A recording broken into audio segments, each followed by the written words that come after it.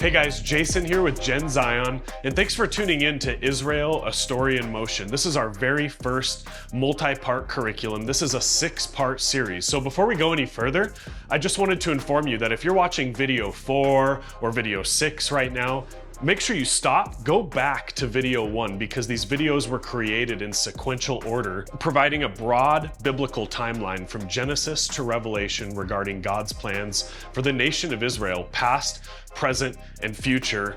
And it really provides so much exposure to the days you're living in today. So whether you're a supporter or you're skeptical as a believer or you're a critic when it comes to matching up the Bible and the nation of Israel, I'm just glad you're here. Thanks for tuning in. I hope I can give you some solid food for thought on a spiritual level. A couple of other things. As much as I would have loved to stop along the way and provide deep details for every single topic and pivotal turning point throughout this journey, time just doesn't permit, because we've engineered these to be short videos to provide you ample time if you're in study groups or whatever it is, whatever setting you're in, to really reflect on the material, which leads me to my next point. For each of the 6 parts of the series, we've created a PDF study guide, and a direct downloadable link can be found in the description below this video and each of the other episodes as well. This is for those of you who are leaders, small group leaders, youth pastors. We want to equip you with tools so that you can confidently engage the next generation and help them enhance their biblical worldview when it comes to the nation of Israel. Thanks for tuning in. We hope you enjoy. Right now, there are millions of voices telling you that Israel has no right to exist, that the Jewish people are of no consequence, even that today's Jews are not real Jews, and that modern Israel has nothing to do with the Israel of the Bible. But here's the real question. What if the Bible actually gives us a clear, historical, and testable foundation for the existence of Israel today? And what if the story is so accurate, so consistent, and so impossible to counterfeit that it becomes evidence that God is active in the world today, Scripture is completely trustworthy, and history is not random at all? This series is called Israel, A Story in Motion, because the story hasn't come to completion. In fact, my proposal to you is that you're witnessing it unfold in real time, something generations have anticipated for thousands of years. My hope is that the weight of the days you're living in confronts you in such a way that it causes you to live godly, intentionally, and unashamedly as we see the day approaching. But to understand where we are today, we have to go back to the very beginning, to the origin of the promise and the origin of the people. We're going to pick up in Genesis chapter 3.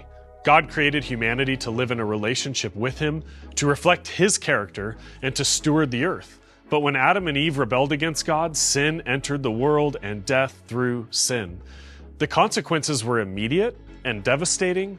Shame replaced innocence, fear replaced faith, death entered the human story. Every aspect of brokenness we see in the world today, whether it's violence, injustice, corruption, suffering, they all trace back to that tragic moment. But in the middle of judgment, God made a promise. In Genesis 3:15, God speaks to the serpent and declares, "I will put enmity between you and the woman, and between your seed and her seed. He shall crush your head, and you shall bruise his heel." This is the first promise of redemption in the entire Bible. God announces that one day a seed, a descendant of the woman, will come and defeat the serpent. In other words, the devil is not going to win. Sin will not have the final word. From this moment forward, the Bible becomes the story of how God will bring that promised seed into the world. Every genealogy matters, every covenant matters, every generation matters. And the question becomes, through whom or what will the seed come? Thankfully, the Bible makes the answer very clear. The seed who would bring blessing not only to Israel, but to every nation on earth. That means the story of Israel doesn't just have implications for one group of people. It is about God's plan to redeem the world. It's about how He would provide salvation for you and for me. And the next major step in that plan begins with a man named Abram. In Genesis 12, God calls Abram. Abram is not living in the land of Israel. He is living in a pagan society in ancient Babylon, Iraq of today. He is not searching for God, yet God chooses him.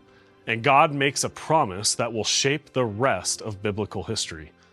I will make you into a great nation. I will bless you, and I will make your name great, and through you all the families of the earth will be blessed. This moment marks the beginning of what we call the Abrahamic covenant. God promises Abram three things: a people, a land, and a blessing that's global in scope. This is the foundation of Israel's history. But something else is critical. This covenant is described as being everlasting in nature. It is not temporary, it is not metaphorical or symbolic. It is rooted in the character of God himself. And make sure to note that the land promised to Abram wasn't vague. It was very specific. In Genesis 13, God expands the promise. After Abram and Lot separate, God tells Abram to lift up his eyes and look in every direction. Then God says, "All the land that you see, I will give to you and your descendants forever." This matters because the promise of Israel is not metaphorical or symbolic, like I previously said. It is geographical, a real people tied to a real land across real generations. And notice something else. The land is not earned. It is given sovereignly by God himself, which means the existence of Israel is not simply a political issue, it's theological. Either God meant what he said or he didn't. The crux of the matter today, as so many in-house doctrinal debates take place. The reality is that at the end of the day, God said it, and that settles it. In Genesis 15, something extraordinary happens. God formally ratifies the covenant, but Genesis 15 does more than repeat the promise from Genesis 12. It expands it and introduces a profound prophecy about Abram's descendants. In this chapter, God tells Abram three things about the future. First, his descendants will become strangers in a foreign land. Second, they will be enslaved and oppressed for 400 years. Lastly, God himself will judge that nation, bring his people out with great possessions, and return them to the land he's given them. This prophecy becomes the glue of Israel's early history because centuries later, every one of these details unfolds exactly as God said they would. Israel becomes enslaved in Egypt, they suffer oppression, God delivers them through the Exodus, and eventually they return to the land with great possession. But Genesis 15 also contains another critical moment. In the ancient world, covenants were sealed when both parties walked between sacrificed animals or parted animals. But in this chapter, Abram falls into a deep sleep, and God alone passes between the pieces. This means something very profound. The covenant does not depend on Abram's ability to keep it. It depends on God's faithfulness to see it through. This is how we know the Abrahamic covenant is unconditional. He had no part in instituting it. In Genesis 17, God establishes the sign of the covenant, circumcision. Every male descendant of Abraham would carry this sign as a reminder that they belonged to the covenant family. It marked identity, it marked continuity across generations. God also changes Abram's name to Abraham, for he will be the father of many nations. And once again, God describes this covenant as an everlasting promise. The promise continues. The promise was never meant to stop with Abraham. In Genesis 26, God appears to Isaac, Abraham's son, and reconfirms the covenant. God repeats the promises of land, descendants, and blessing. Then in Genesis 35, God reconfirms the covenant again, this time to Jacob, Abraham's grandson. Jacob's name was changed to Israel after wrestling with God. You can see this in Genesis 32. And the covenant promises continue through him and his physical descendants. Now the covenant expands from one man to an entire family. And eventually, that family is going to become a nation through whom God will bring redemption to the world. The only reason God made a flagship nation for himself was in order to send perfect redemption into the world and make himself known to the nations. Sin brought about the need for a chosen nation.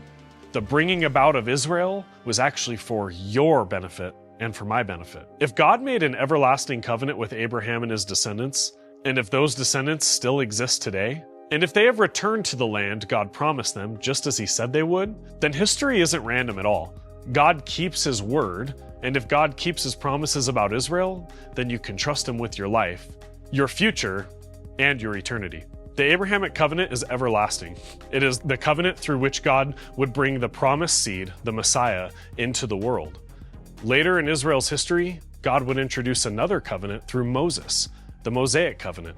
That covenant governed how Israel was to live as a nation. It included laws, commandments, blessings for obedience, and consequences for disobedience. But here's the critical distinction. The Mosaic covenant is conditional. The Abrahamic covenant is unconditional. They coexist. Something else that's unique about the Mosaic covenant is how so much of it provides foreshadowing of the coming Messiah. The Mosaic covenant governs Israel's behavior. The Abrahamic covenant secures God's promise. Which means even when Israel failed, even in their unbelief, even when they were scattered, even when the world believed their story was over, God's promise remained. And that's why the story is still in motion. God doesn't commit to something he can't fulfill. And the existence of Israel today is one of the greatest pieces of evidence that he keeps his word.